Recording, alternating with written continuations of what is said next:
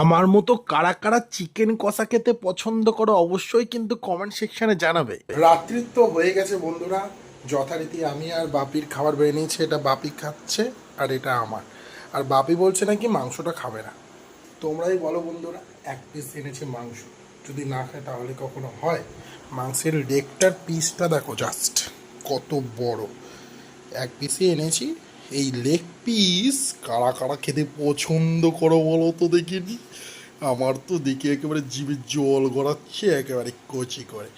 যাই হোক চলো, এখান থেকে একটু বাবাকে দিই, একটু ভাঙি।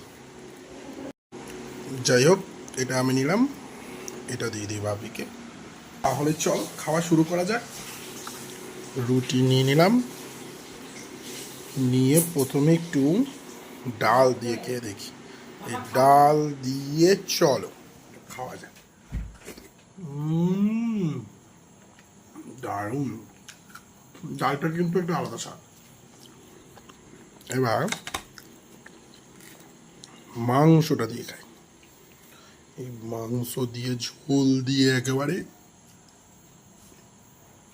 দারুণ লাগছে বস, রাত্রিবেলা দারুণ লাগছে একবার। তোমার খাবার কি? ওটা তোমার? আমি নিয়েছি, আমি মাংস নিয়েছি। এই যে আমি শুরু করে দিয়েছি, আমার বিশাল খিদে পেয়েছে। না না, আমার মাংস আছে, তুমি খাও এটা। আরে খাও, আমার মাংস আছে। কেমন লাগছে? আরে খাও খাও, খেতে পারবা। দাঁড়াও, তরকারি খাবা? দাঁড়া, একটু তরকারি নিয়ে আসছি, দাঁড়াও। আমি তরকারি কিন্তু ভুলেই গেছি। হ্যাঁ, মাংস খেতে ভালো লাগছে না ডাল দিয়ে রুটি? ডাল দিয়ে খাচ্ছি।